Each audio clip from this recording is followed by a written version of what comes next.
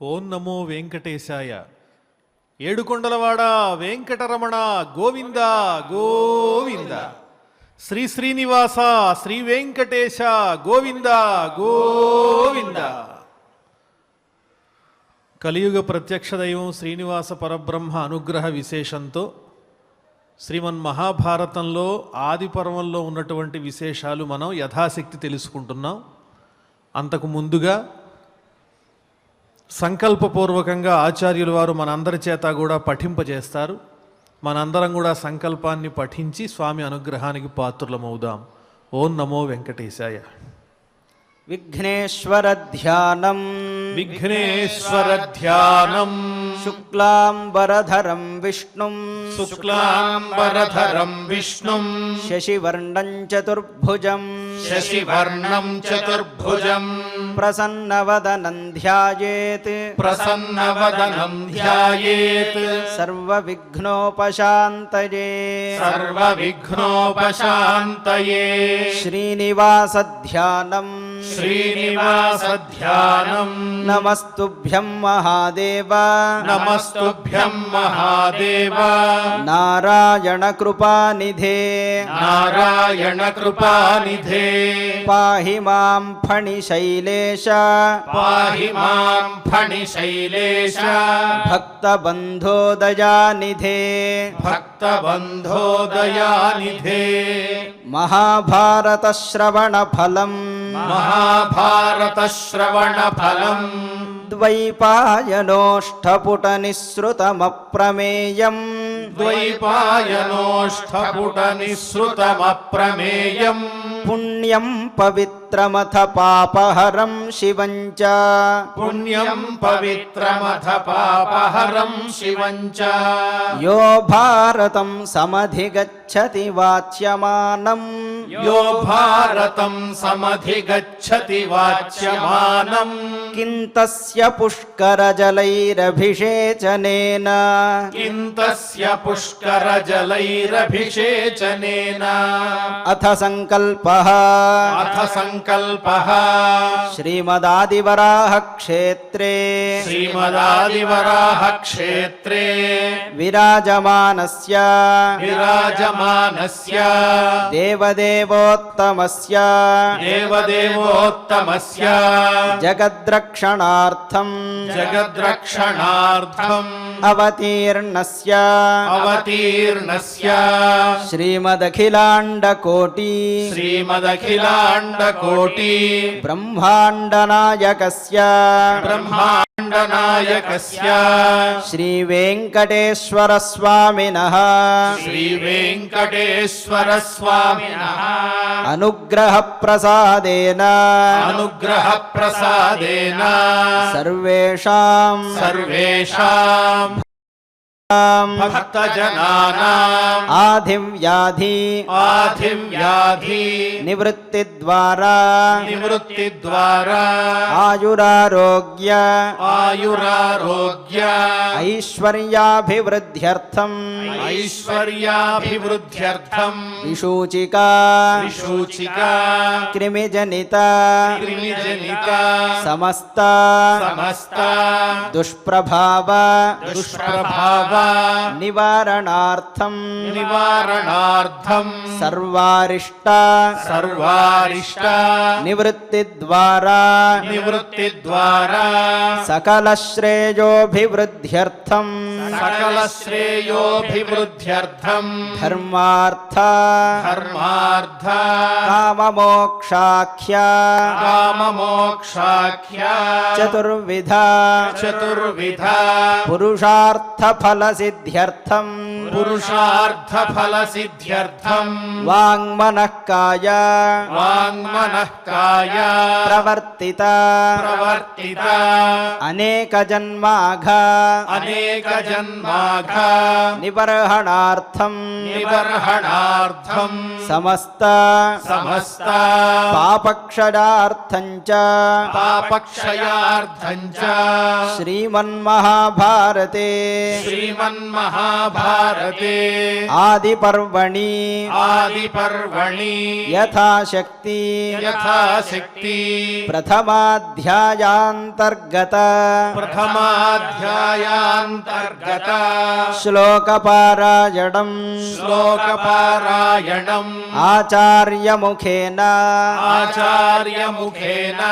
కరిష్యామహే వ్యాసధ్యానం వ్యాసం వసిష్ఠనప్తారం శక్తేః పౌత్రమకల్మషం పరాశరాత్మజం వందే సుగతాతం తపోనిధిం వ్యాసాయ విష్ణురూపాయ వ్యాసరూపాయ విష్ణవే నమో వై బ్రహ్మనిధయే వాసిష్ఠాయ నమో నమః అచతుర్వదనో బ్రహ్మ ద్విబాహురపరో హరిః అఫాలలోచనః శంభుః భగవాన్ బాదరాయణః నారాయణం నమస్కృత్య నరం చైవ నరోత్తమం దేవీం సరస్వతీం వ్యాసం తతో జయముదీరయేత్. సాక్షాత్తు విష్ణు స్వరూపుడైనటువంటి వేదవ్యాస మహర్షి ముఖారవిందం నుంచి వెలువడిన శ్రీమన్ మహాభారతంలోని చక్కని కథాంశములను యథార్థ గాథలను శ్రద్ధాసక్తులతో శ్రవణం చేసిన వారు ప్రత్యేకించి పుష్కర స్నానములు ఆచరించనవసరం లేదు. ఆ కథాశ్రవణం ద్వారానే సమస్తమైనటువంటి పాపములు కూడా నశించిపోతాయి. అటువంటి మహాభారతంలో మనం అనుక్రమణికా పర్వం చెప్పుకుంటూ ఉన్నాం. అందులో ధృతరాష్ట్రుడు సంజయుని దగ్గర వాపోతూ ఉన్నాడు. పాండవులు విజయాన్ని పొందారు, యుద్ధంలో కౌరవులు జయింపబడ్డారు, దానికి కారణమేమిటి, అసలు ఇలా జరుగుతుందని నాకు కొన్ని విషయాలు ముందుగానే తెలుసు అని తనలో ఉన్నటువంటి ఆ తెలివితేటలన్నీ కూడా సంజయుని ముందు వ్యాఖ్యానం చేస్తూ ఉన్నాడు. ఎన్నిసార్లు దుర్యోధనుడికి నేను చెబుదామనుకున్నా దుర్యోధనుడు నా మాట వినలేదు. ఎందువల్లంటే నేనా గుడ్డివాణ్ణి, వృద్ధుణ్ణైపోయాను, అసమర్థుణ్ణి. అందువల్ల ఈ దుష్ట చతుష్టయం దుర్యోధనుడు, దుశ్శాసనుడు, కర్ణుడు, శకుని వీళ్ళ నలుగురు కూడా నా మాట లక్ష్య పెట్టకుండా, నన్ను పరిగణించకుండా వాళ్లే నిర్ణయం తీసుకున్నారు. నాకు వాళ్ళని అనుసరింపక తప్పింది కాదు అని చెబుతూ ముహ్యంతం జాను ముహ్యామి దుర్యోధనమచేతనం రాజసూయే శ్రియం దృష్ట్వా పాండవస్య మహౌజసః తచ్చావహసనం ప్రాప్య సభారోహణ దర్శనే అమర్షణః స్వయం జేతుం అశక్తః పాండవాన్ రణే. మోహపడుతూ ఉన్నాడు దుర్యోధనుడు. సంజయ, పాండవుల యొక్క ఐశ్వర్యాన్ని చూచి ఇంత ఐశ్వర్యం నా దగ్గర లేదు, ఈ భోగాలు నాకు లేవు అని విపరీతమైనటువంటి మోహబుద్ధితో ఏమాత్రమూ కష్టపడకుండా వారి సంపదను అపహరించడానికి, తస్కరించడానికి ప్రయత్నాలు చేస్తూ ఉన్నాడు. ప్రపంచంలో మనం చాలామందిని చూస్తూ ఉంటాం. కష్టపడి పని చేసేవాళ్ళు ఉంటారు, చెయ్యని వాళ్ళు ఉంటారు. చేసేవాళ్ళు కష్టపడి చేస్తూ ఉంటే చేసినట్టు నటిస్తూ వాళ్ళ మధ్య తిరుగుతూ అధికమైనటువంటి ప్రయోజనాన్ని పొందేటువంటి బద్ధకస్తులు కూడా ఉంటారు. అది నిశితంగా చూస్తే కానీ ఎవరికీ తెలియదు. ఈ దుర్యోధనుని యొక్క పరిస్థితి కూడా అలాగే ఉంది. దిగ్విజయ యాత్ర చేసి సామ్రాజ్యాలన్నీ కూడా జయించి రాజసూయ యాగం చేసినటువంటి ధర్మరాజు యొక్క గొప్ప కీర్తి ఎక్కడ, దుర్యోధనుడు ఎక్కడ? కానీ వాళ్ళ యొక్క సంపదలు చూచి ఎంతో తేలికగా ఆ సంపదలు తన సొంతం చేసుకోవాలని ఉపాయాన్ని ఆలోచిస్తూ ఉన్నాడు, మోహపడుతున్నాడు. ఆ దుర్యోధనుడు మోహపడుతూ ఉంటే ముహ్యంతంచ అనుముహ్యామి, ఆ దుర్యోధనుడిని అనుసరించి నేను కూడా మోహపడుతూ ఉన్నాను. చేసేది లేదు, గత్యంతరం లేదు. ఎందువల్లంటే దుర్యోధనమచేతనం, దుర్యోధనుల్లో ఇప్పుడు చైతన్యం లేదు, స్తబ్దుగా ఉన్నాడు, జడుని వలె ఉన్నాడు. ఏమాత్రము కాంతి కళ వాడి ముఖంలో కనిపించటం లేదు. ఎందువల్లంటే పాండవుల దగ్గర ఉన్నటువంటి సంపద వల్ల మనస్సులో అసూయ బాగా పెరిగిపోయి అది తట్టుకోలేకపోతూ ఉన్నాడు. రాజసూయే శ్రియం దృష్ట్వా పాండవస్య మహౌజస, రాజసూయ యాగంలో పాండవుల యొక్క ఐశ్వర్యాన్ని చూచి, ఎటువంటి వారు పాండవులు అంటే మహౌజస, గొప్ప తేజస్సు కలిగినటువంటి వారు. అటువంటి తేజస్శాలి అయినటువంటి ధర్మరాజు యొక్క గొప్పతనాన్ని చూచి మోహాన్ని పొంది అచేతనుడై తచ్చావహసనం ప్రాప్య సభారోహణ దర్శనే, ఇక దీనికి తగ్గట్టుగా ఆ మయసభలో అతనికి జరిగినటువంటి కొన్ని సంఘటనలు ఇంకా బాధ కలిగించినాయి. అవమానాలు పొందాడు కదా, ఉన్నవి లేనట్టు లేనివి ఉన్నట్టు భ్రాంతి పడ్డాడు. భీముడు కృష్ణుడు వీళ్ళందరూ కూడా చూచి కొంచెం పరిహాసపూర్వకంగా పరిగణించేటప్పటికీ మనస్సులో అసూయ పుట్టింది. ద్రౌపది కూడా చూచిందిట, అది మరీ మనసుకి కష్టం వేస్తూ ఉన్నది. ఆ మయసభలో జరిగిన విషయాన్ని మర్చిపోలేకుండా ఉన్నాడు. అమర్షణ స్వయం జేతుం అశక్త పాండవాన్ రణే, పోని అదంతా చూచాడు కదా, చూచిన వాడు తనలో పరాక్రమం ఉంది, శౌర్యంతో పాండవుల్ని నిర్జించి సంపద సాధించుకునేటువంటి శక్తి ఉందా అంటే అది లేదు. అమర్షణ, శాంతి లేనటువంటి వాడు అయిపోయాడు. అశక్త, శక్తిహీనుడైపోయాడు.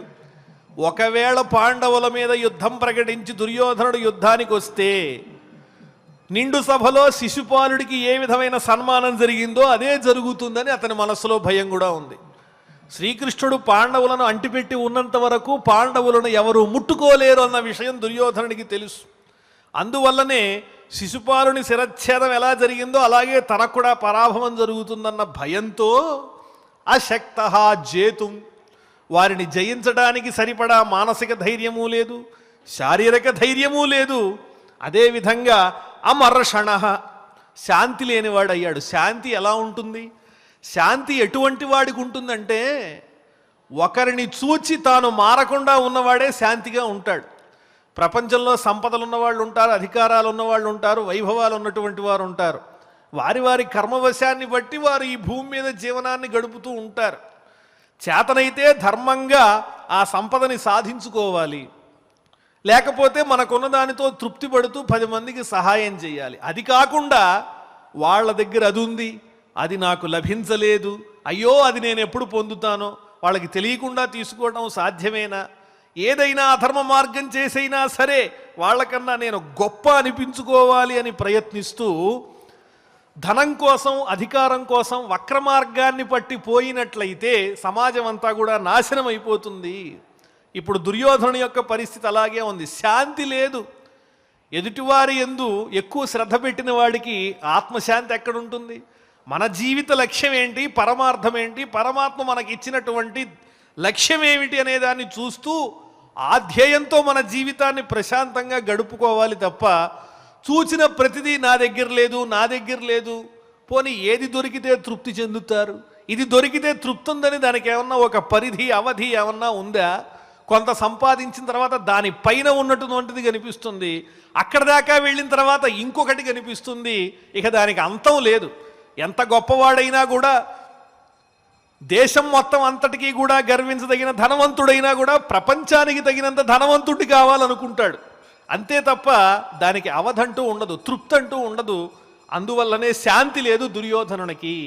శాంతికి ప్రధానమైన మార్గం ఏమిటి అంటే ఆశ లేకపోవటమే. ఇక్కడ దుర్యోధనుడు మామూలు ఆశ కాదు, అత్యాశ, దురాశ మొదలైన పదాలతో చెప్పచ్చు వాడి ఆశని గురించి. నిరుత్సాహశ్చ సంప్రాప్తుం సుశ్రియం క్షత్రియోపి సన్ గాంధారరాజ సహిత ఛద్మద్యూతం అమంత్రయత్. ఇంకా నిరుత్సాహంతో కూడి ఉన్నాడు, ఉత్సాహం లేదు దుర్యోధనుల్లో.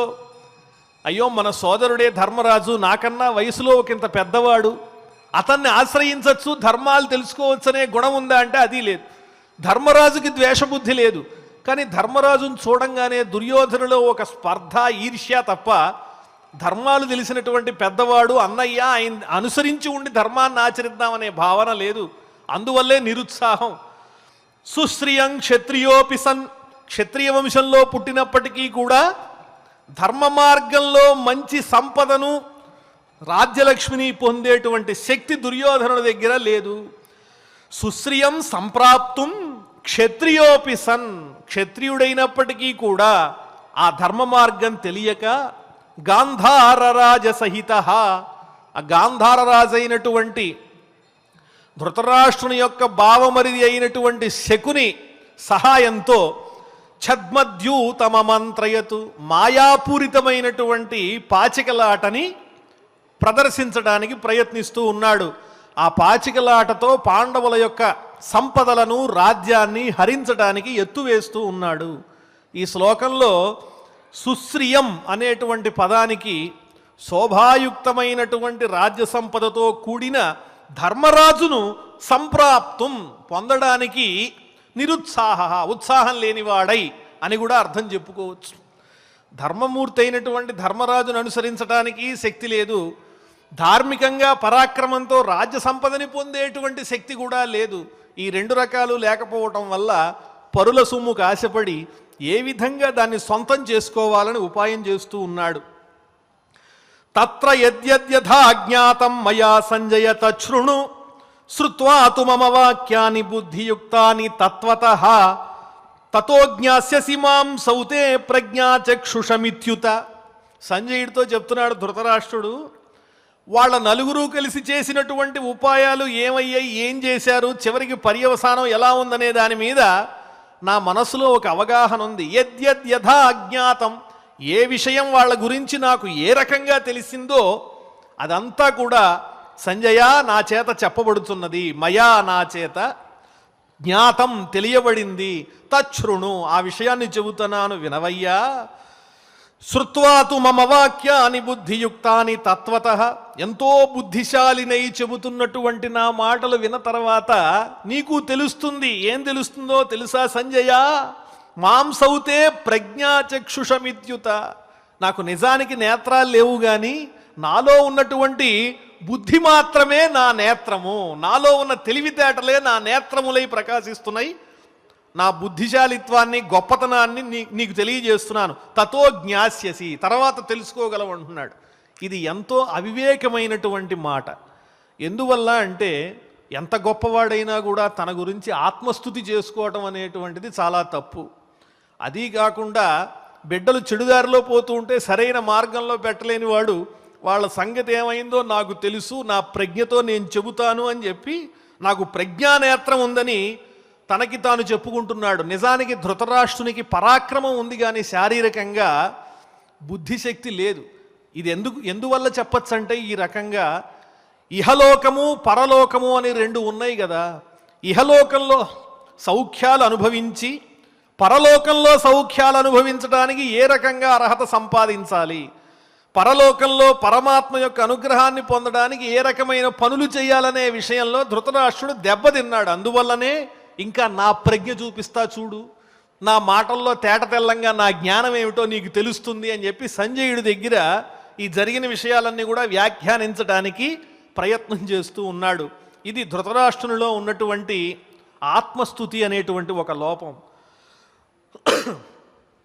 యదాశ్రౌషం ధనురాయమ్య చిత్రం విద్ధం లక్ష్యం పాతితం వై పృథివ్యాం కృష్ణాం హృతాం ప్రేక్షతాం సర్వరాజ్ఞాం తదా నాశంసే విజయాయ సంజయ. ఇక్కడి నుంచి మళ్ళీ భారతంలో జరిగినటువంటి ఘట్టాలన్నీ, పాండవుల యొక్క పరాక్రమానికి సంబంధించిన సన్నివేశాలన్నీ కూడా ధృతరాష్ట్రుడు ఒక్కొక్కటిగా సంజయుడితో చెబుతూ ఉన్నాడు. అవన్నీ కూడా మనం జాగ్రత్తగా శ్రవణం చేద్దాం. ఏమంటున్నాడు ఈ శ్లోకంలో అంటే, ఎవరైనా ఒకడు గొప్పగా కనిపించాడు, ఒకసారి కనిపిస్తే ఓహో వీడు మనకన్నా గొప్పవాడు అని తెలుసుకుని దూరంగా ఉంటారు ఎవరైనా. మాటి మాటికి వాళ్ళు గొప్పగా కనిపిస్తున్నారు, మనకన్నా శక్తిమంతులై కనిపిస్తున్నారు, దైవము యొక్క అనుగ్రహం ఉన్నట్టు ప్రత్యక్షంగా కనిపిస్తోంది, మనకన్నా వాళ్ళు మంచి వాళ్ళని ప్రపంచమంతా కూడా చాటి చెబుతున్నా కూడా ఇంకా వాళ్ళనేదో అధిగమించి మోహంతో వాళ్ళని జయించాలనేటువంటి ప్రయత్నం, వాళ్ళని తొక్కేయాలి, అణగదొక్కాలనేటువంటి ఈర్ష్యాసూయలు ఎంత పామరుడికైతే ఉంటాయి. అదే ఈ కౌరవుల విషయం కూడా. పాండవులు ఎన్నిసార్లు ఎన్ని రకాలైన విజయాలు చవి చూశారు. కౌరవుల కన్నా దుర్యోధనాదుల కన్నా మిన్నగా ఎంత గొప్పగా వాళ్ళ యొక్క అభివృద్ధి జరిగింది. ముఖ్యంగా దైవబలం ధర్మము వారిని వెన్నంటి ఉంది కదా. శ్రీకృష్ణ పరమాత్మ ఎంత సహాయంగా ఉన్నాడో తెలుసు కదా. తెలిసినప్పటికీ కూడా ఇంకా పాండవులు ఏదో పీల్చి పిప్పి చెయ్యాలి అనేటువంటి ఆలోచనతో మోహపడడం అనేది నిజానికి అవివేకమే. అటువంటి అవివేకంతో కూడిన ఆ దుర్యోధనాదుల యొక్క తెలివి లేనటువంటి విషయాలన్నీ కూడా ఇందులో ధృతరాష్ట్రుడు చక్కగా తెలియజేస్తున్నాడండి సంజయుడికి. యదాశ్రౌషం ధనురాయమ్య చిత్రం విద్ధం లక్ష్యం పాతితం వై పృథివ్యాం. ఎప్పుడైతే నేను విన్నానో, ఏం విన్నాను అంటే, ఏకచక్రపురంలో బ్రాహ్మణ వేషాల్లో సంచరిస్తున్నటువంటి పాండవులు పాంచాల దేశాన్ని చేరుకున్నటువంటి వారై అక్కడ లక్ష్యమైనటువంటి మత్స్యయంత్రాన్ని ఛేదించి అర్జునుడు ఆ పాంచాల రాజు ద్రుపదుని యొక్క కుమార్తె ద్రౌపదిని చేపట్టాడు అన్న విషయం ఎప్పుడైతే నేను విన్నానో అప్పుడే నాకు విజయం మీద ఆశ పోయింది. పాండవులను మనం జయించగలమనేటువంటి ఆశ అప్పుడే పోయింది. కృష్ణాం హృతాం ప్రేక్షతాం సర్వరాజ్ఞాం తదా నాశంసే విజయాయ సంజయ. ఎప్పుడైతే ద్రౌపదిని అర్జునుడు ఆ మత్స్యయంత్రాన్ని ఛేదించి పొందాడన్న విషయం తెలిసిందో ఆనాడే పాండవుల యొక్క పరాక్రమం జగత్ ప్రసిద్ధమైపోయింది, విదితమైపోయింది. ఆ క్షణమే ఆ స్వయంవరంలో ఆ లక్ష్యాన్ని ఛేదించేటప్పుడు దుర్యోధనుడు వచ్చాడు. ఆ ధనస్సును ఎక్కుపెట్టడానికి ప్రయత్నించి ఆ వింటి నారి తగిలి వేలికి దెబ్బ తగిలి ఏమీ చేయలేక వెనక్కి వెళ్ళిపోయాడు. ఆ ద్రౌపదిని పొందాలనే కోరికతో లక్ష్యాన్ని ఛేదించడానికి ప్రయత్నించి విఫలమయ్యాడు. కర్ణుడు వచ్చాడు. కర్ణుడు రాగానే ద్రౌపది అంది, సూతపుత్రుణ్ణి నేను చేసుకోను అంది. దాంతో పాపం మొహం దిగాలుగా పెట్టుకుని కర్ణుడు వెళ్ళిపోయాడు. ఆ తరువాత శిశుపాలుడు వచ్చాడండి. శిశుపాలుడు వచ్చి ఆ ధనస్సును ఎక్కుపెట్టి లక్ష్యాన్ని ఛేదిద్దామని ప్రయత్నించి ఎత్తలేక రెండు మోకాళ్ల మీద టపీమని కింద పడిపోయాడు. ఈ రకంగా అందరూ విఫలమైపోయిన తర్వాత బ్రాహ్మణ రూపంలో ఉన్నటువంటి అర్జునుడు వచ్చి లక్ష్యాన్ని ఛేదించాడు. ఆ విషయం తర్వాత అందరికీ కూడా ఆయన అర్జునుడు అన్న విషయం తెలిసింది. ఆ రకంగా లక్ష్యాన్ని ఛేదించిన పాండవుల గొప్పతనం చూసినప్పుడు అప్పుడే నేను అనుకున్నాను అన్నాడు ఈ శ్లోకంలో. యదాశ్రౌషం ద్వారకాయాం సుభద్రాం ప్రసహ్యోఢాం మాధవీమర్జునేన ఇంద్రప్రస్థం వృష్ణివీరౌ చయాతౌ తదా నాశంసే విజయాయ సంజయ. ఎప్పుడైతే ద్రౌపదిని వివాహం చేసుకున్నాడో అర్జునుడు పాండవులు వెంటనే పాంచాల రాజు యొక్క చక్కని మద్దతు వీళ్ళకి లభించింది. అక్కడ వాళ్ళ యొక్క పరాక్రమం అంతా కూడా విస్తరించింది. ఆ తరువాత మళ్ళీ ఏం చేశాడు ఈ అర్జునుడు? తీర్థయాత్ర అనేటువంటి పేరుతో తిరుగుతూ ద్వారక దగ్గరికి వెళ్ళాడు. వెళ్ళి అక్కడ శ్రీకృష్ణ పరమాత్మ చెల్లెలైనటువంటి సుభద్రని అక్కడి నుంచి హరించి తీసుకొచ్చాటండి ఇంద్రప్రస్థానికి. తీసుకువస్తే అందరూ కూడా వ్యతిరేకించారు. బలరాముడు కఠినమైన మాటలు మాట్లాడాడు. ఏదో అర్జునుడు వచ్చాడు కదా అని కృష్ణుడి మాట మీద మేమంతా కూడా సత్కారాలు చేస్తే మా అందరికీ తెలియకుండా సుభద్రని హరించుకు పెడతాడా, యుద్ధం ప్రకటిద్దామంటే అప్పుడు కృష్ణుడు అన్నాడు, ఏమీ అవసరం లేదు, అర్జునుడు అంత గొప్పవాడు దొరకడు. ఎటువంటి వంశము? శంతనుడు మొదలైనటువంటి మహామహుల యొక్క వంశంలో జన్మించినటువంటి వాడు అర్జునుడు. కాబట్టి హరించి తీసుకువెళ్ళడం క్షత్రియుడికి ధర్మమే. కాబట్టి దానికి వెనకాల శ్రీకృష్ణ పరమాత్మ యొక్క అంగీకారం కూడా అర్జునుడు ముందే పొంది ఉన్నాడు. కాబట్టి ఇంకా దాంట్లో ఏ విధమైన విప్రతిపత్తి లేదని కృష్ణుడు సర్దేశాడు. అందువల్ల సుభద్రని ఎప్పుడైతే హరించి వివాహం చేసుకుని తీసుకొచ్చాడో ఇంద్రప్రస్థానికి, వెంటనే పాంచాల రాజు యొక్క మద్దతుతో పాటు ఇటు శ్రీకృష్ణ బలరాములు, మొత్తం యాదవులు, వృష్ణివంశం, అంధక వంశం వీళ్ళందరి యొక్క మద్దతు కూడా పాండవులకు లభించింది. పైగా అపహరించి తీసుకొచ్చినందుకు వాళ్ళు కోపడ్డారేమో కానీ తరువాత బలరామకృష్ణులు ఇద్దరూ కూడా పాండవుల దగ్గరకు వచ్చి భూరిగా కట్నాలు కానుకలు అన్నీ చదివించుకుని వారిని సత్కరించి ఆలింగనం చేసుకుని వాళ్ళ ప్రేమానురాగాల్ని సుదృఢం చేసుకున్నారు కృష్ణార్జునులు ఇద్దరూ కూడా. ఎప్పుడైతే ఇది జరిగిందో అప్పుడే నాకు తెలుసు మనకి విజయం లభించదని అని ధృతరాష్ట్రుడు సంజయుడి దగ్గర వాపోతూ ఉన్నాడు. ఎప్పుడైతే సుభద్రను అర్జునుడు స్వీకరించాడో అప్పుడే వాళ్ళ బలం పెరిగిందయ్యా, అప్పుడే నాకు తెలుసు అన్నాడు. ఇదంతా కూడా తన యొక్క ప్రజ్ఞాచక్షు అని ఆత్మస్థుతితో ధృతరాష్ట్రుడు చెబుతున్నటువంటి మాటలు. యదాశ్రౌషం దేవరాజం ప్రవిష్టం శరైర్దివ్యై వారితం చార్జునేన అగ్నిం తథా తర్పితం ఖాండవే చ తదా నాశంసే విజయాయ సంజయ. ఖాండవ దహనం, యమునా నది తీరంలో వాళ్ళిద్దరూ కూడా సంచరిస్తున్నటువంటి సందర్భంలో అగ్నిదేవుడు వచ్చి, అగ్నిమాంద్యం పట్టింది నాకు, ఈ ఖాండవవనం అంతా దహిస్తే తప్ప నాకున్నటువంటి అనారోగ్యం పోదయ్యా, కాబట్టి ఈ ఖాండవవనాన్ని దహించేటప్పుడు దీన్నంతా కూడా నేను దహించాలనుకుంటే ఇంద్రుడు అడ్డుపడుతున్నాడు, వర్షం కురిపిస్తున్నాడు, అది రాకుండా మీరే సహాయం చెయ్యాలి అని కృష్ణార్జునులిద్దరిని కూడా ప్రార్థించి వాళ్ళకి దివ్యమైన ఆయుధాలు ఇస్తే ఆ ఆయుధాలు స్వీకరించి అర్జునుడు బాణములతో వర్షపు చుక్క కూడా ఖాండవవనంలో పడకుండా, అగ్నిజ్వాల ఏమాత్రం ఉపశమించకుండా చల్లారకుండా సంపూర్ణంగా ఖాండవవనం అంతా దహించే విధంగా అగ్నికి సహకరించి ఇంద్రుడితో యుద్ధం చేసి కృష్ణుని సహాయంతో ఇంద్రుణ్ణి కూడా గెలిచిన వాడయ్యాడు అర్జునుడు. ఆ విషయం ఎప్పుడైతే విన్నానో, అగ్నిదేవుడు ఎప్పుడైతే ఖాండవవనాన్ని అర్జునుని యొక్క సహకారంతో దగ్ధం చేశాడో అప్పుడే నాకు మనం వాళ్ళ మీద జయించగలమనేటువంటి ఆశ పోయింది, వాళ్ళని మనం జయించలేమని నాకు తెలుసు అంటున్నాడు ధృతరాష్ట్రుడు. యదాశ్రౌషం జాతుషాద్వేష్మనస్తాన్ ముక్తాన్ పార్థాన్ పంచకుంత్యా సమేతాన్ యుక్తం చైషాం విదురం స్వార్థ సిద్ధౌ తదా నాశంసే విజయాయ సంజయ. ఈ శ్లోకంలో ఎప్పుడైతే నేను విన్నానో, జాతుషాద్ వేష్మన, జాతుషాత్ అంటే లక్కతో చేయబడినటువంటి వేష్మన, ఇంటి నుంచి లక్కతో నిర్మించబడినటువంటి ఇంటిలో పాండవుల్ని పెట్టి దగ్ధం చెయ్యాలని ప్రయత్నించాడు దుర్యోధనుడు. ఆ ఉపాయాన్ని ముందుగానే పసిగట్టారు వాళ్ళు. ముక్తాన్ పార్థాన్ పంచకుంత్యా సమేతాన్, కుంతితో పాటు 5 పాండవులు కూడా లక్క ఇంట్లో దగ్ధం కాకుండా జాగ్రత్తగా తెలుసుకుని తప్పించుకున్నారు కదయ్యా ఓ సంజయ. అప్పుడు ఎవరు సహాయం చేశారో తెలుసా? యుక్తం చైషాం విదురం స్వార్థ సిద్ధౌ, పాండవుల ప్రయోజనం నెరవేరటానికి మన విదురుడే సహకారం అందించాడని ఎప్పుడైతే నాకు అర్థమయ్యిందో ఆ క్షణమే పాండవుల మీద విజయాన్ని సాధిస్తాను అనేటువంటి ఆలోచన కూడా లేదు. ఎట్టి పరిస్థితుల్లో దుర్యోధనాదులు పాండవులను జయించలేరన్న విషయం నాకు అర్థమైపోయింది. యదాశ్రౌషం ద్రౌపదీం రంగమధ్యే లక్ష్యం భిత్వా నిర్జితామర్జునేన శూరాన్ పాంచాలాన్ పాండవేయాంశ్చయుక్తాన్ తదా నాశంసే విజయాయ సంజయ. ఆ ద్రౌపదిని వివాహం చేసుకునే, ద్రౌపది స్వయంవరం జరిగినప్పుడు లక్ష్యం భేదించిన తరువాత కొంతమంది రాజులంతా కూడా కోపోద్రిక్తులై మనమంతా క్షత్రియులం వచ్చి ఇక్కడ లక్ష్య సాధన కోసం ప్రయత్నిస్తూ ఉంటే ఈ బ్రాహ్మణోత్తముడైనటువంటి వాడు లక్ష్యం భేదించాడని చెప్పి పిల్లని బ్రాహ్మణునికి ఇచ్చి వివాహం చేస్తారా, మేము ఎలా ఒప్పుకుంటామని చెప్పి వాళ్ళందరూ కూడా యుద్ధానికి సిద్ధమయ్యారటండి.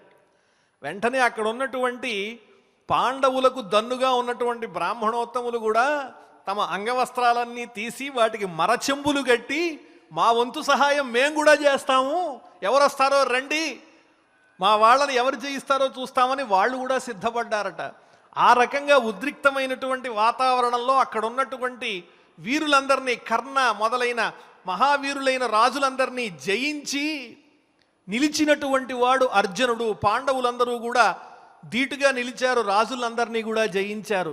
ఎప్పుడైతే ఈ వృత్తాంతం నాకు తెలిసిందో అప్పుడే నాకు అర్థమైంది విజయం మీద మనకి ఇంకా ఆశ లేదని అని చెబుతూ ఉన్నాడు ధృతరాష్ట్రుడు సంజయునితో. యదాశ్రౌషం మాగధానాం వరిష్టం జరాసంధం క్షత్రమధ్యే జ్వలంతం దోర్భ్యాం హతం భీమసేనేన గత్వా తదా నాశంసే విజయాయ సంజయ. మగధరాజైన వాడున్నాడు, గొప్ప పరాక్రమవంతుడు జరాసంధుడు అనేటువంటి వాడు. వాడు ఒకసారి మరణించి బతికిన లాంటి వాడు. జర అనే దేవత రెండు భాగాల్ని కలిపితే వాడు జరచేత సంధింపబడిన అవయవాలు కలిగిన వాడు కాబట్టి జరాసంధుడని పేరు పొందాడు. మరి ఆ జరాసంధుడు లాంటి వాణ్ణి మగధ దేశం వెళ్ళి భీముడు, అర్జునుడు, కృష్ణుడు, ఈ భీముడు ఎలా చంపాడు వాడిని అంటే ఆయుధాలు ఏమీ లేవు, కేవలం బాహువులతోనే వాడిని చంపేశాడు. కృష్ణుని యొక్క పర్యవేక్షణలో, ఆయన సలహాతో, నాయనా నువ్వు ఎన్నిసార్లు విరిచిపడేసినా మళ్ళీ అతుక్కుంటాయి, ఒక భాగం ఇటు ఒక భాగం అటు పడేయి అని చెప్పి సైగ చేసి చూపించాడు కృష్ణుడు. ఆ రకంగానే భీమసేనుడు జరాసంధుణ్ణి సంహరించాడు. మహాపరాక్రమశాలి వాడు. క్షత్రియులందరిలోకెల్లా అగ్నిలా ప్రజ్వలించేంత తేజస్సు, పరాక్రమం ఉన్నటువంటి వాడు, అంత గొప్పవాడైనటువంటి జరాసంధుణ్ణి కేవలం బాహువులతో ఎప్పుడైతే భీమసేనుడు సంహరించాడని నాకు తెలిసిందో అప్పుడే ఇంక మనం విజయం పొందుతామనే ఆశ ఏమాత్రమూ లేదు అని చెప్తున్నాడు ధృతరాష్ట్రుడు సంజయునితో. యదాశ్రౌషం దిగ్జయే పాండుపుత్రై వశీకృతాన్ భూమిపాలాన్ ప్రసహ్య మహాకృతం రాజసూయం కృతం చ తదా నాశంసే విజయాయ సంజయ. రాజసూయ యాగం కోసం దిగ్విజయ యాత్ర చేసి రాజులందరినీ కూడా ఓడించి ఆ భూమిపాలులందరూ కూడా పాదాక్రాంతులయ్యేటట్టు చేసి మహాకృతమైనటువంటి రాజసూయ యాగాన్ని నిర్వహించారు అత్యంత వైభవోపేతంగా పాండవులు. అప్పుడే నాకు తెలుసు విజయం మనకు రాదని అని చెబుతూ ఉన్నాడు ఈ శ్లోకంలో. యదాశ్రౌషం ద్రౌపదీమశ్రుకంఠీం సభాన్నీతాం దుఃఖితామేక వస్త్రాం రజస్వలాం నాథవతీమనాథవత్తదా నాశంసే విజయాయ సంజయ. ద్యోతమనే మిషతో అన్నింటినీ పణంగా పెట్టించి పాండవులందరినీ కూడా ఓడించి ద్రౌపదిని కూడా ధర్మరాజు చేత పణంగా పెట్టించి రజస్వల అయి ఏకవస్త్రంతో ఉన్నటువంటి ఆమెను ఎంతో కఠినంగా దుశ్శాసనుడు రాజసూయ యాగమునందు అవబృధ స్నానంతో పవిత్రమైన కేశ సంపద కలిగినటువంటి ఆ ద్రౌపది యొక్క కేశములను తన చేత్తో పట్టుకుని సభకు ఈడ్చుకుని వచ్చాటండి. దాసి దాసి అని నిష్ఠూరంగా మాట్లాడుతూ దుశ్శాసనుడు. అక్కడ దుర్యోధనుడు కఠినంగా ఉన్నాడు, కర్ణుడు కూడా ఆ విషయాన్ని సమర్థిస్తూ ఉన్నాడు. బహుశా అతని హృదయంలో ఆ లక్ష్య ఛేదనలో ఇతన్ని నేను వివాహం చేసుకోను, లక్ష్యం ఛేదించినా వరించను అని ద్రౌపది చెప్పిన మాటలు ఏమన్నా అతని హృదయంలో బాణాల్లా గుచ్చుకున్నాయో ఏమో. అంతటి నీచం, ఎంత శత్రువులైనా కూడా ఒక అబలైనటువంటి స్త్రీని నిండు సభలో పరాభవిస్తూ ఉంటే మరి ఉత్తమమైన గుణాలు కలిగిన వాళ్ళు, దానాది గొప్ప గుణములు కలిగిన కర్ణుడి లాంటి వాళ్ళు దాన్ని విభేదించాలా?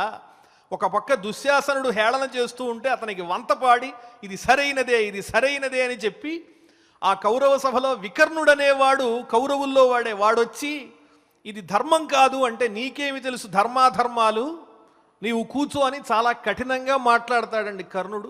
ఆ సన్నివేశం వచ్చినప్పుడు ఎప్పుడైనా మనం తెలుసుకోవచ్చు ఇది సందర్భం కాదు. కర్ణుడు మాత్రం చాలా కఠినమైనటువంటి వాక్యాలు మాట్లాడాడు. అనాథలాగా 5 సమర్థులైనటువంటి భర్తలు ఉండి కూడా, దైవాంశ సంభూతులుండి కూడా ఏ శక్తి లేని దాని వలె సభకు దుశ్శాసను చేత ఈడ్పించబడినటువంటి ఆ ద్రౌపది కళ్ళ వెంట ఏకధారగా వచ్చినటువంటి ఆ అశ్రువుల్ని చూచినప్పుడే నాకు అర్థమైపోయింది మనకి విజయం దక్కదని. ఇది అసలైన మాట, చక్కని మాట, సారవంతమైన మాట. ఒక స్త్రీని నిండు సభలో ఏడిపిస్తూ ఉంటే మహామహులైన భీష్మద్రోణాదులు కూడా ఏమీ చెయ్యలేకపోయారు, నేను ఏమీ చెయ్యలేకపోయాను, అదే నా వంశాన్ని కొట్టింది అని అంగీకరిస్తున్నాడు ఇక్కడ ధృతరాష్ట్రుడు. యదాశ్రౌషం వాససాం తత్ర రాశిం సమాక్షిపత్కితవో మందబుద్ధి దుశ్శాసనో గతవాన్నైవ చాంతం తదా నాశంసే విజయాయ సంజయ. ఆ దుశ్శాసనుడు కష్టపడి ఆ ద్రౌపది యొక్క వలువలన్నీ కూడా తీసివేయాలి అని వ్యర్థ ప్రయాస చేస్తూ ఉంటే కృష్ణుని యొక్క అనుగ్రహం వల్ల ఎన్ని వస్త్రములు లాగినా కూడా చిత్ర విచిత్రమైన వర్ణములతో అందమైన వస్త్రాలు వస్తూనే ఉన్నాయి. ప్రయత్నించి ప్రయత్నించి ఆ వస్త్రములను లాగడానికి ప్రయత్నించి అసమర్థుడై అలిసిపోయి పడిపోయాడు దుశ్శాసనుడు. అంతటి దైవబలం ఉంది పాండవులకని తెలిసి కూడా వ్యర్థ ప్రయత్నం చేశాడు కదా. ఇదంతా చూస్తే పాండవులదే విజయం అనిపిస్తోంది తప్ప మనకు విజయం లభించదని అప్పుడే నేను అనుకున్నాను అని ధృతరాష్ట్రుడు చెబుతూ ఉన్నాడండి. యదాశ్రౌషం హృతరాద్యం యుధిష్ఠిరం పరాజితం సౌబలేన అక్షవత్యాం అన్వాగతం భ్రాతృభిరప్రమేయై తదా నాశంసే విజయాయ సంజయ. అనేక రకములుగా పందాలు వేయించి ధర్మరాజు చేత సౌబలుడు అంటే సుబలుని యొక్క కుమారుడు శకుని తన అక్ష విద్యా పాండిత్యంతో ధర్మరాజుని ఓడించేస్తే సోదరులతో పాటు అరణ్యానికి వెళ్ళిపోయాడు. ఎన్నో గుణములు కలిగినటువంటి వాడు, మహాపరాక్రమోపేతులైన సోదరులు కలిగిన వాడు. అప్రమేయై భ్రాతృభి అన్వాగతం, వారందరితో కలిసి అరణ్యానికి వెళ్ళిపోయాడు ఆ ధర్మరాజు. అలా వెళ్ళిన సందర్భంలోనే నాకు అర్థమైంది మనం పాండవుల యొక్క కోపాగ్నికి దగ్ధమైపోతామని అని ధృతరాష్ట్రుడు చెబుతూ ఉన్నాడు. యదాశ్రౌషం వివిధాస్తత్ర చేష్టాః ధర్మాత్మనాం ప్రస్థితానాం వనాయ జ్యేష్ఠ ప్రీత్యా క్లిశ్యతాం పాండవానాం తదా నాశంసే విజయాయ సంజయ. వాళ్ళు వెళ్ళిపోతూ పాపం ఒకరేమో బాహువుల్ని రుసరుసలాడుతూ ఊపుకుంటూ వెళ్ళిపోతున్నాడు భీమసేనుడు. అర్జునుని యొక్క ముఖం కూడా ఎర్రబారింది. వాళ్ళందరికీ కూడా మనసులో ఎంతో పరాభవాగ్ని ప్రజ్వలిల్లుతూ ఉన్నది. కానీ జ్యేష్ఠ ప్రీత్యా క్లిశ్యతాం పాండవానాం, పెద్దవాడైనటువంటి అన్నగారి మీద ఉన్నటువంటి గౌరవంతో ప్రేమతో మారు మాట్లాడకుండా అక్కడి నుంచి బయలుదేరి అరణ్యానికి వెళ్ళిపోయారు. అంత ధర్మాత్ములైనటువంటి వారు. వాళ్ళు ఎప్పుడైతే అలా వెళ్ళిపోయారో ఆనాడే నాకు అర్థమయ్యింది మనం విజయాన్ని సాధించలేమని. స్థితప్రజ్ఞత అంటే అది. ధర్మరాజుకున్నది స్థితప్రజ్ఞత. భయపడేవాడికి రోజూ భయాలే. శోకస్థాన సహస్రాణి భయస్థాన శతానిచ దివసే దివసే మూఢం ఆవిశంతి నపండితం. భయపడేటువంటి వాడికి ప్రతి చోట కూడా దుఃఖం కనిపిస్తూనే ఉంటుంది, వేల కొలది ప్రతిరోజు కూడా. కానీ పండితుడైన వాడికి మాత్రం, అయినటువంటి వాడికి మాత్రం సంపదలు పోయినా సంపదలు వచ్చినా అంతా సమానంగానే ఉంటుంది.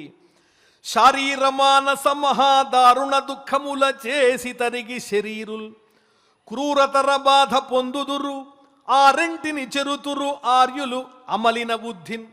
శరీరం అలసిపోతోంది, మనస్సు అలసిపోతోందని దారుణమైనటువంటి దుఃఖములు అనుభవిస్తున్నామనే భావనలో ఉన్నవాళ్లే అనేక రకాలైన కఠినమైన బాధలకు లోనవుతారు. కానీ శరీరానికి సుఖము దుఃఖము, మనస్సుకి సుఖము దుఃఖము ఇవన్నీ కూడా ఏమీ లేవు అని తత్వం తెలిసినటువంటి వాళ్ళు ఎప్పటికీ చెడిపోరు.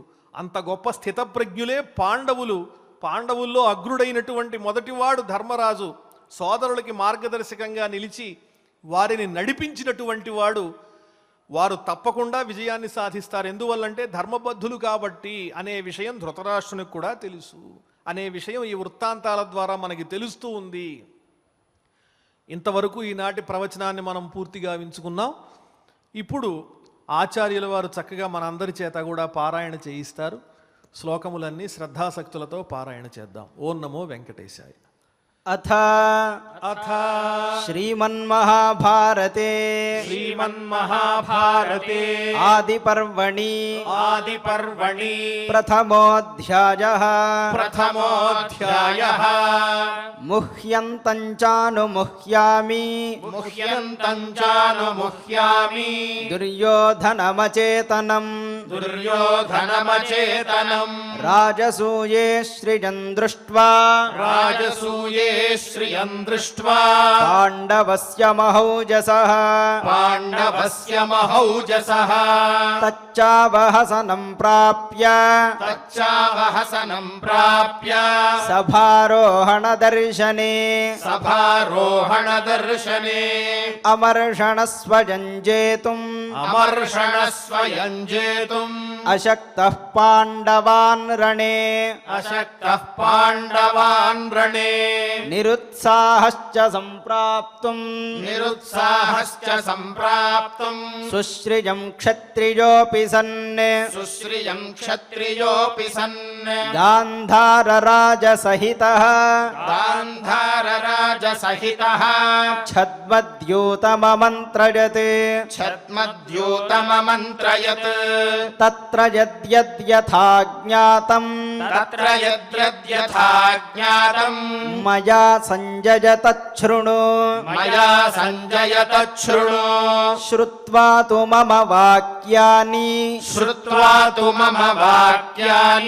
బుద్ధియుక్త బుద్ధియుక్తాని తత్వతః బుద్ధియుక్తాని తత్వతః తతో జ్ఞాస్యసి మాం సౌతే తతో జ్ఞాస్యసి మాం సౌతే ప్రజ్ఞాచక్షుషమిత్యుత ప్రజ్ఞాచక్షుషమిత్యుత యదా శ్రౌషం ధనురాయం యచిత్రం యదా శ్రౌషం ధనురాయం యచిత్రం విద్ధం లక్ష్యం పాతితం వై పృథివ్యాం విద్ధం లక్ష్యం పాతితం వై పృథివ్యాం కృష్ణాం హృతాం ప్రేక్షతాం సర్వరాజ్ఞాం కృష్ణాం హృతాం ప్రేక్షతాం సర్వరాజ్ఞాం తదా నాశంసే విజయాయ సంజయ తదా నాశంసే విజయాయ సంజయ యదా శ్రౌషం ద్వారకాయాం సుభద్రాం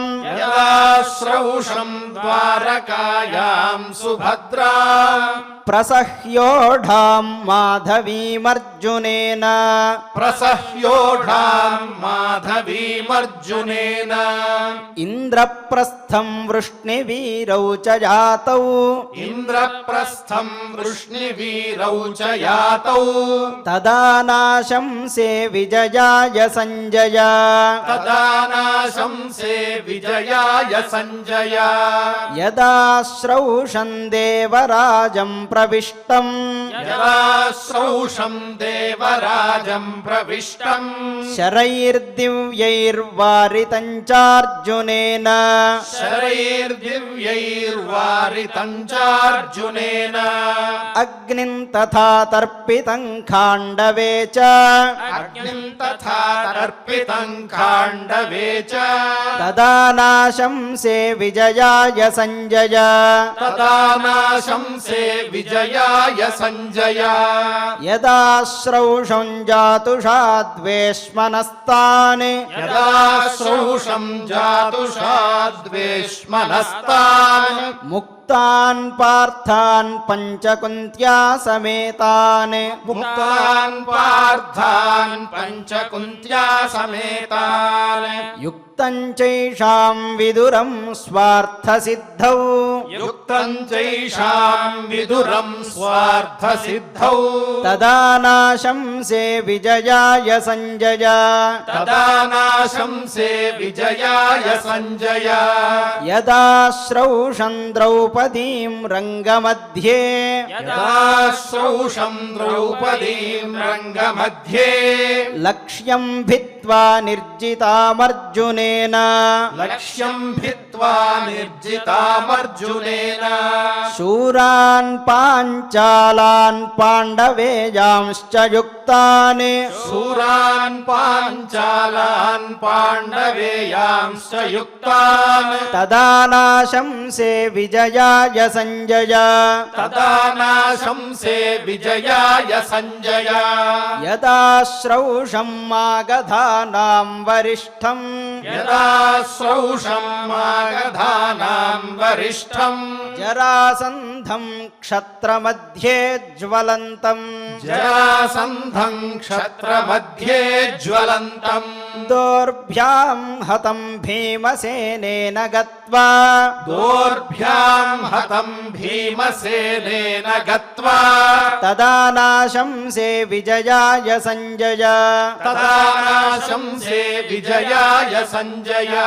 యదా శ్రౌషం దిగ్జయే పాండుపుత్రైః యదా శ్రౌషం దిగ్జయే పాండుపుత్రైః వశీకృతాన్ భూమిపాలాన్ ప్రసహ్య వశీకృతాన్ భూమిపాలాన్ ప్రసహ్య మహాక్రతుం రాజసూయం కృతం చ మహాక్రతుం రాజసూయం కృతం చ తదా నాశంసే విజయాయ సంజయ తదా నాశంసే విజయాయ సంజయ యదా శ్రౌషం ద్రౌపదీమశ్రుకంఠీం యదా శ్రౌషం ద్రౌపదీమశ్రుకంఠీం సభాన్నీతాం దుఃఖితామేకవస్త్రాం సభాం నీతాం దుఃఖితామేకవస్త్రాం రజస్వలాన్నాథవతీమనాథవత్తదా రజస్వలాం మాధవతీమనాథవత్తదా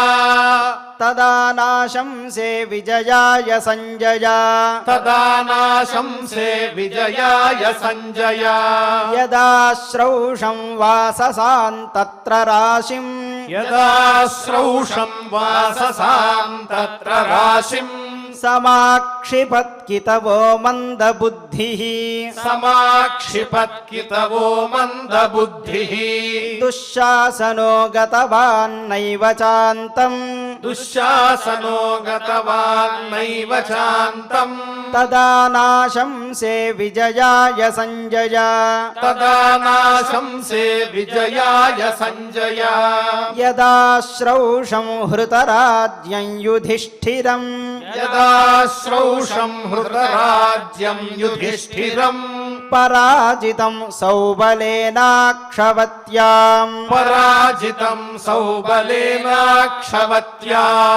అన్వాగతం భ్రాతృభిరప్రమేయైః అన్వాగతం భ్రాతృభిరప్రమేయైః తదా నాశంసే విజయాయ సంజయ తదా నాశంసే విజయాయ సంజయ యదా శ్రౌషం వివిధాస్తత్ర చేష్టా యదా శ్రౌషం వివిధాస్తత్ర చేష్టా ధర్మాత్మనాం ప్రస్థితానాం వనాయ ధర్మాత్మనాం ప్రస్థితానాం వనాయ జ్యేష్ఠ ప్రీత్యా క్లిశ్యతాం పాండవానాం జ్యేష్ఠ ప్రీత్యా క్లిశ్యతాం పాండవానాం తదా నాశంసే విజయాయ సంజయ తదా నాశంసే విజయాయ సంజయ.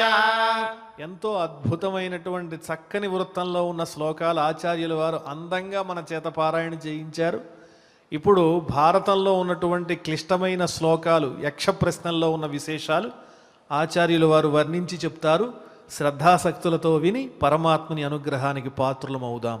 ఓం నమో వెంకటేశాయ. శ్రీ వెంకటేశాయ నమః. మన చక్షువైనటువంటి ధృతరాష్ట్రుడు ఆయనకాయనే తన గొప్పలు చెప్పుకొని ఆయన మాట్లాడినటువంటి విషయాలన్నీ కూడా ఈరోజు మనం ప్రస్తావన చేసుకున్నాం. ఆచార్యుల వారు వాటి గురించి బాగా వివరణ చేశారు. అలాగే ఒక సూచన ఏమిటి అంటే ఈరోజు చెప్పినటువంటి ఈ శ్లోకాలు బహుశా ఇంకా కొన్ని ఉన్నాయేమో. ఈ శ్లోకాలు రోజు గనక పారాయణం చేసుకుంటే మహాభారతం మొత్తాన్ని కూడా పఠించినటువంటి ఫలితం వస్తుంది అని పెద్దవారు చెప్పారు. ఇవి సామాన్యమైనవి కావు. అదీగాక ఒక కొత్త వృత్తంలో రోజు మనం చెప్పుకునేటువంటి విధానంలో కాక మరొక వృత్తంలో ఈ శ్లోకాలు ఉండడం గమనించదగినటువంటి విషయం. ఇక ఈనాటి ప్రహేళిగా భాగాన్ని పరిశీలనం చేస్తే యక్ష ధర్మరాజ సంవాదంలో యక్షుడు ప్రశ్నలు అడగడం, ధర్మరాజు అలా సమాధానం చెప్పడం మనం చూస్తూ ఉన్నాం. ధర్మరాజు జీవితంలో ఉన్న అనుభవంతోనే ఆ సందర్భంలో యక్షుడికి సమాధానం చెప్తూ ఉంటాడు. యక్షుడు అడిగిన ప్రశ్న ఏమిటి అంటే కిం స్విద్ గురుతరం భూమేః కిం స్విదుచ్చతరం చ ఖాత్ కిం స్విచ్చీఘ్రతరం వాయోః కిం స్విద్ బహుతరం తృణాత్. దీనికి యుధిష్ఠిరుడు చెప్పినటువంటి సమాధానం మాతా గురుతరా భూమేః ఖాత్ పితోచ్చతరస్తథా మన శీఘ్రతరం వాతాత్ చింతా బహుతరీ తృణాత్ అని సమాధానం చెప్తాడు. ఏమిటి దీని అర్థం అంటే కింస్విద్ గురుతరం భూమేః భూమి కంటే గొప్పదేదయ్యా అని అడిగాడు యక్షుడు. ఎందుకు ఆ మాట అడిగాడు అంటే మనం ఎన్ని పాపపు పనులు చేసినా ఎంత పాపిష్టితనంతో ఉన్నా కూడా మనల్ని బాగా భరించేది ఏది అంటే భూమి. అది మనందరికీ తెలుసు. భూమి కంటే కూడా గొప్పదేది అని ప్రశ్న వేశాడు. ఆ మాటకి యుధిష్ఠిరుడు చెప్పినటువంటి సమాధానం మాతా గురుతరా భూమేః అంటాడు. తల్లేనయ్యా భూమి కంటే చాలా గొప్పది అంటాడు. ఈ మాట ఎలా చెప్పగలిగాడు యుధిష్ఠిరుడు అంటే నిజానికి సరే దుర్యోధనుడు అనుకున్నా కూడా ఆయన విషయంలో కూడా గొప్పదే. ఎందుకు అంటే అంత పాపాత్ముని కూడా గాంధారి ధృతరాష్ట్రులు భరించారు కదా. ఎంతటి పాపాత్ములైనా కూడా వాళ్ళ సంతానం విషయంలో ఎలా ఉంటారనేది తెలుస్తుంది. తల్లిదండ్రుల ప్రేమకి అది మినహాయింపు అయితే కాదు. ఆ మాటకు వస్తే దుర్యోధనుడు పుట్టినప్పుడు అందరూ చెప్పారు ధృతరాష్ట్రుడికి వీడిని వదిలేయవయ్యా వంశక్షయం అవుతుందంటే ఏమైనా నేను వాడిని విడిచిపెట్టను అంటాడు. తల్లిదండ్రుల ప్రేమ అంత గొప్పగా ఉంటుంది. ప్రపంచం మొత్తాన్ని సమాజాన్ని అంతటి హింసించే ఒక దొంగ ఉంటాడే, ఈ దొంగ కూడా తన పిల్లతో ఆడుకునేటప్పుడు పసిపిల్లవాడుగానే అయిపోతాడు కదా. అంత గొప్పగా ఉంటుంది తల్లిదండ్రుల ప్రేమ. ఇదంతా ధర్మరాజుకి గుర్తొచ్చి చెప్తున్నాడు. మాతా గురుతరా భూమేహే అంటున్నాడు. అంటే చిన్నప్పుడే తండ్రిని కోల్పోయారు పుట్టడంతోనే. ఆ సందర్భంలో ఎవరు కాపాడారు వీళ్ళందరినీ? కుంతీదేవే కదా కాపాడింది. కనుక తన అనుభవంలో ఉన్నటువంటి విషయమే, భూమి కంటే కూడా క్షమతో కుంతి వాళ్ళందరినీ పెంచింది కదా, కనుక భూమి కంటే గొప్పదయ్యా అని చెప్పాడు. తర్వాత ఖా పితోచ్చతరస్తథ, ఆకాశం కంటే అధికుడు ఎవరు అంటే తండ్రి అని సమాధానం చెప్పాడు.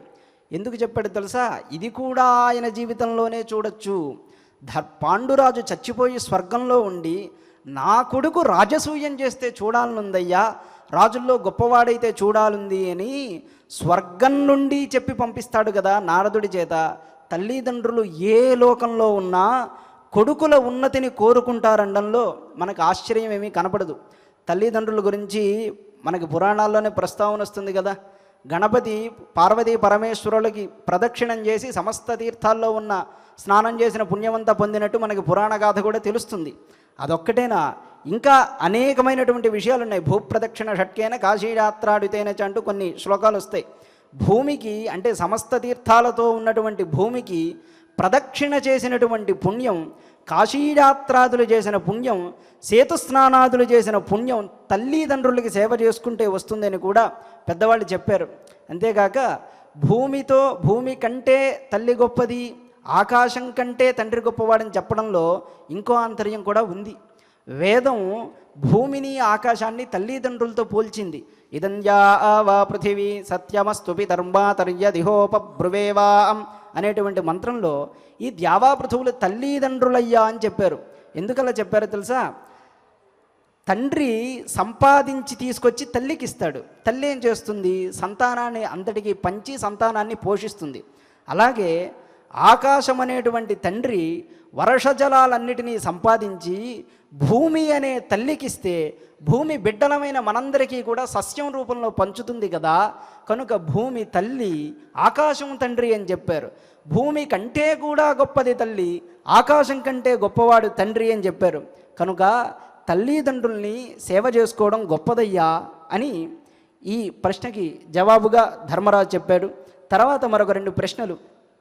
మనశ్శీఘ్రతరం వాతాత్, యక్షుడు అడిగినటువంటి ప్రశ్న ఏమిటి అంటే గాలి కంటే వేగమైనది ఏదయ్యా? గాలి కంటే వేగమైనది ఏది అంటే మనకి ఏమో కానీ స్ఫురిస్తుందో స్ఫురించదో, కానీ ధర్మరాజు చెప్పిన మాట మనశ్శీఘ్రతరం వాతాత్ అంటాడు. గాలి కంటే వేగమైంది మనసేనయ్యా అంటాడు. ఈ క్షణంలో ఇక్కడ ఉంటాం, ఇంకొక క్షణంలో ఏ దేశంలో ఉంటామో కూడా తెలియదు. మనస్సు అంత వేగంగా ఉంటుంది, దాన్ని అసలు కట్టడి చేయడమే కష్టం అంటాడు అర్జునుడు. గీతలో కూడా అంటాడు కదా, చంచలం హి మనకృష్ణ ప్రమాధి బలవదృఢం అంటాడు. మనస్సు గాలివలే బంధించడం కుదరనిదయ్యా అంటాడు మనస్సుని ఉద్దేశించి. కృష్ణుడు కూడా ఆ మాట చెప్తాడు, అసంశడం మహాబాహో మనోదుర్నిగ్రహం చలం అంటాడు. నువ్వు చెప్పిన దాంట్లో అబద్ధమేం లేదయ్యా, మనస్సుని కట్టడి చేయడం అంత సులభం కాదు, అయితే వైరాగ్యం వల్ల అభ్యాసం వల్ల ఆ పని చేయొచ్చని చెప్తాడు. మొత్తానికి ధర్మరాజు చెప్పినటువంటి సమాధానం గాలి కంటే వేగమైంది ఏది అంటే మనస్సు అని చెప్పాడు. ఆ తర్వాత చింతా బహుతరీ తృణాత్ అంటాడు. చింతామమ గరీయసి అని ఒక మాట వస్తుంది. చితా దహతి నిర్జీవం చింతామమ గరీయసి అని. గడ్డి కంటే తేలికైనది ఏది అంటే చింత అన్నాడు. చింత అంటే జరిగిపోయిన దాని గురించి తలుచుకుని ఎప్పుడు చూసినా ఏడుస్తూ ఉండడమే చింత. ఇలాంటి చింత ఎలాంటిది అంటే చితి చచ్చిపోయిన వాడిని కాలిస్తే చింత బ్రతికున్న వాడిని కూడా కాలుస్తుందయ్యా. కనుక చింత గడ్డి కంటే తేలికైనది అని చెప్పాడు. ఇక్కడ ఇంకో రహస్యం ఉంది. ఏమిటి అంటే తల్లి భూమి కంటే గొప్పది, తండ్రి ఆకాశం కంటే అధికుడు అని చెప్పాడు కదా. ఇలా చెప్పడానికి కారణం ఏమిటి అంటే ముందు నిన్న చెప్పుకున్న పంచమహాయజ్ఞాల గురించి గుర్తు ఎవరికైనా ఉంటే అర్థమవుతుంది. అలా ప్రత్యేకించి చెప్పడానికి కారణం ఏంటంటే అంత విధిగా యజ్ఞయాగాదులు పంచమహాయజ్ఞాలు కూడా నిర్వర్తించలేని దరిద్రుడైతే తల్లిదండ్రులకి సేవ చేసుకుంటే బాగుపడతాడయ్యా అని చెప్పారు. మహాభారతంలో మనకి ధర్మవ్యాధుడి వృత్తాంతమే ఇందుకు ఉదాహరణగా కూడా కనబడుతూ ఉంటుంది తల్లిదండ్రుల సేవతో తరించిన వారిలో. అంతేగాక ఆకాశాన్ని గురించి ఇంకో ధర్మ సూక్ష్మాన్ని ప్రస్తావన చేశారు భారతంలో భృగు మహర్షి. ఆకాశం ఎంత సూక్ష్మంగా ఉంటుంది అంటే, మనము రాయి చెట్టులో ఆకాశం ఉండదు అనుకుంటాం కదా, అక్కడ చెట్టులో కూడా ఆకాశం ఉందని చెప్తాడు. ఎలా చెప్తాడంటే, చెట్టు నుండి ఒక పువ్వో పండో బయటకు వస్తూ ఉంటుంది. అవి బయటికి రావాలంటే లోపల చాలా సూక్ష్మమైనటువంటి ఖాళీ అనేది ఒకటి ఉండాలి. మనలో గాలి ఆడుతుంది అనుకోండి, గాలి ఆడాలంటే కొంత ఖాళీ ఉండాలి కదా. అలాగే చెట్టులో ఒక క్రియ జరగాలి అంటే వృక్షాదుల్లో కొంత ఖాళీ అనేది ఉండాలి. అంటే అదే ఆకాశమయ్యా, ఇది చాలా సూక్ష్మంగా ఉంది అని చెప్పారు. అది తాత్వికంగా ఒకనొక యౌగికంగా చెప్పినటువంటి విషయం అనుకోండి. దీనికంటే కూడా అధికమైనటువంటి వారయ్యా తల్లిదండ్రులు వీళ్ళిలా ఉంటారు, వీళ్ళ సేవ పరమకర్తవ్యం అని చెప్పి 4 ప్రశ్నలకి వరుసగా 4 సమాధానాలు ధర్మరాజు చెప్పాడు. మనం మరుసటి రోజు ఇంతకంటే విశేషమైనటువంటి ప్రశ్నలతోనూ గొప్పమైనటువంటి సమాధానాలతోనూ మరుసటి నాడు ప్రహేళిక భాగంలో కలుసుకుందాం. అంతవరకు ఓం నమో వెంకటేశాయ. చాలా చక్కగా ప్రహేళిక భాగాన్ని వివరించారు ఆచార్యుల వారు. ఇప్పుడు గోవిందనామాలు కూడా శ్రవణం చేసి పరిపూర్ణమైన పరమాత్మ అనుగ్రహానికి పాత్రులమవుదాం. ఓం నమో వెంకటేశాయ.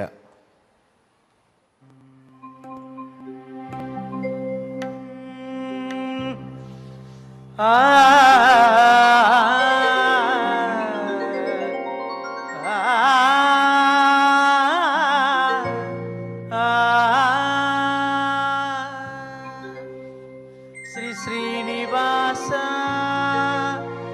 గోవింద శ్రీ వెంకటేశ గోవింద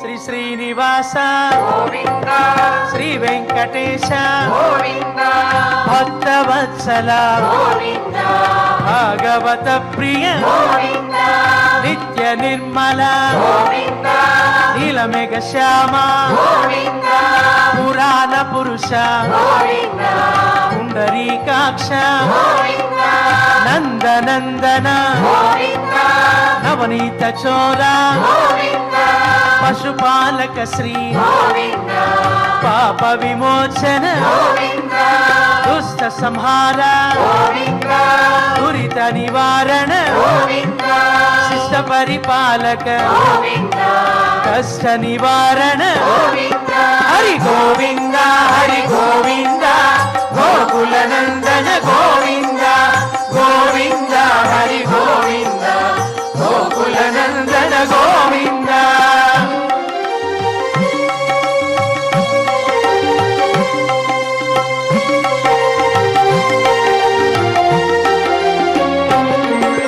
వజ్రమకుటధర గోవింద వరాహమూర్తి గోవింద గోపీ జనలోల గోవింద గోవర్ధనోద్ధార గోవింద దశరథ నందన గోవింద దశముఖమర్దన గోవింద పక్షి వాహన గోవింద పాండవ ప్రియ గోవింద మత్స్య కూర్మ గోవింద మధుసూదన హరి గోవింద వరాహ నరసింహ గోవింద వామన భృగురామ గోవింద బలరామానుజ గోవింద బౌద్ధ కల్కిధర గోవింద వేణుగాన ప్రియ గోవింద వెంకటరమణ గోవింద హరి గోవింద హరి గోవింద గోకుల నందన గోవింద గోవింద హరి గోవింద గోకుల నందన గోవింద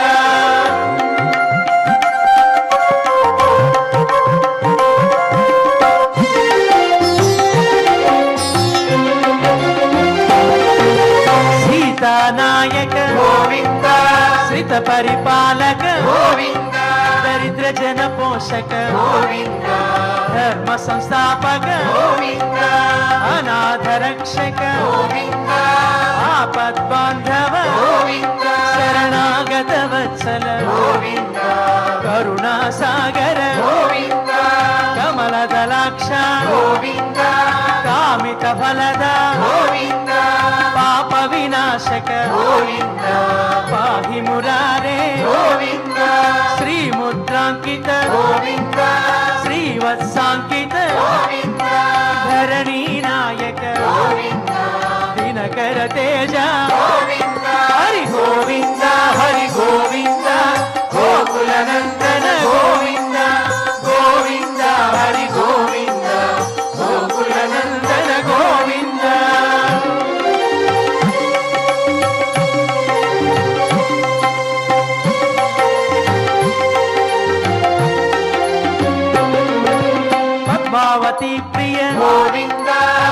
ఆసన్నము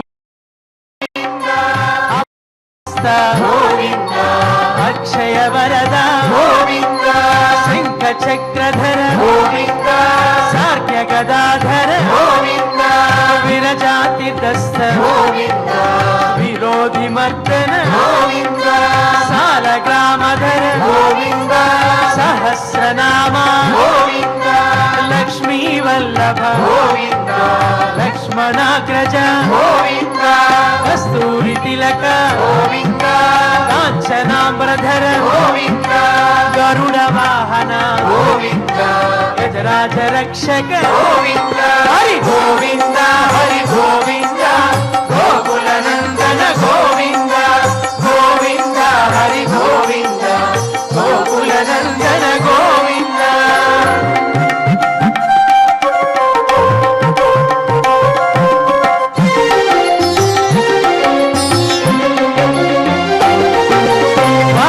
సేవిత గోవింద వారధి వందన గోవింద సప్తగిరీశ గోవింద ఏక స్వరూప గోవింద శ్రీరామకృష్ణ గోవింద రఘుకుల నందన గోవింద ప్రత్యక్ష దేవ గోవింద పరమదయాకర గోవింద వజ్ర కవచధర గోవింద వైజయంతిమాల గోవింద వటిక సులవాడ గోవింద వసుదేవతనయ గోవింద బిల్వ పత్రార్చిత గోవింద భిక్షుక సంస్థుత గోవింద శ్రీ పుంరూప గోవింద శివకేశవమూర్తి గోవింద హరి గోవింద హరి గోవింద గోకుల నందన గోవింద గోవింద హరి గోవింద గోకుల నందన గోవింద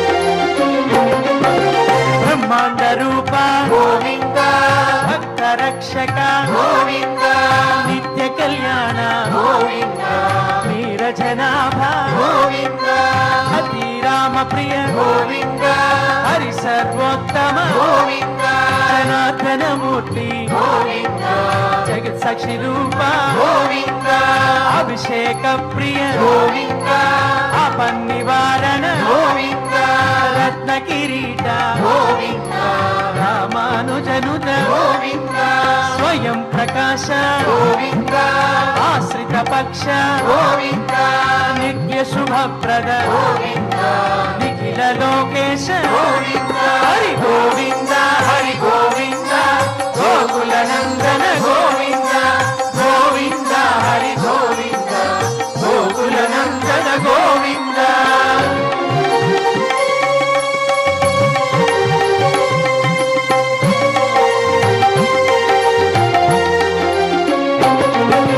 ఆనంద రూప గోవింద ఆద్యంతరహిత గోవింద ఇహ పరదాయక గోవింద యువరాజ రక్షక గోవింద పరమదయాళు గోవింద పద్మనాభ హరి గోవింద తిరుమల వాస గోవింద తులసి వనమాల గోవింద శేష సాయిని గోవింద శేషాద్రి నిలయ గోవింద మత్స్యావతార గోవింద ఏడుకొండలవాడ హరి గోవింద హరి గోవింద గోకుల నందన గోవింద గోవింద హరి గోవింద గోకుల నందన గోవింద గోవింద హరి గోవింద గోకుల నందన గోవింద గోవింద హరి గోవింద గోకుల నందన గోవింద హరి గోవింద హరి గోవింద గోకుల నందన గోవింద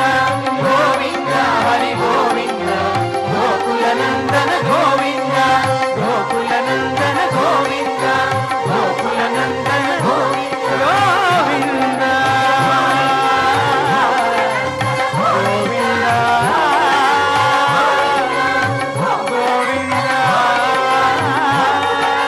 గోవింద ఏడుకొండలవాడ వెంకటరమణ గోవింద గోవింద ఆపన్ముద్రవాడ అనాథ రక్షక గోవింద గోవింద శ్రీ శ్రీనివాస శ్రీ వెంకటేశ గోవింద గోవింద భక్తి ప్రపత్తులతో గోవిందనామాలు శ్రవణం చేశాం, గానం చేశాం. ఇప్పుడు క్షమాప్రార్థన నుంచి మంగళాంతం వరకు ఆచార్యుల వారితో అన్వయించి చక్కగా పలుకుదాం.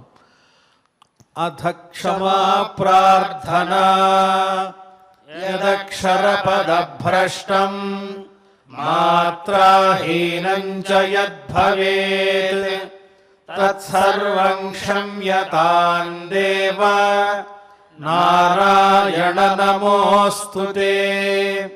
అథ లోకక్షేమ ప్రార్థనా సర్వే భవంతు సుఖినః సర్వే సంతు నిరామయాః సర్వే భద్రాణి పశ్యంతు మా కశ్చిద్ దుఃఖభాగ్ భవేత్. అథ భగవత్సమర్పణం కాయేన వాచా మనసేంద్రియైర్వా బుద్ధ్యాత్మనా వా ప్రకృతే స్వభావాత్ కరోమి యద్యత్ సకలం పరస్మై నారాయణాయేతి సమర్పయామి. అథ మంగళం శ్రియః కాంతాయ కళ్యాణ నిధయే నిధయేర్థినాం శ్రీవేంకట నివాసాయ శ్రీనివాసాయ మంగళం.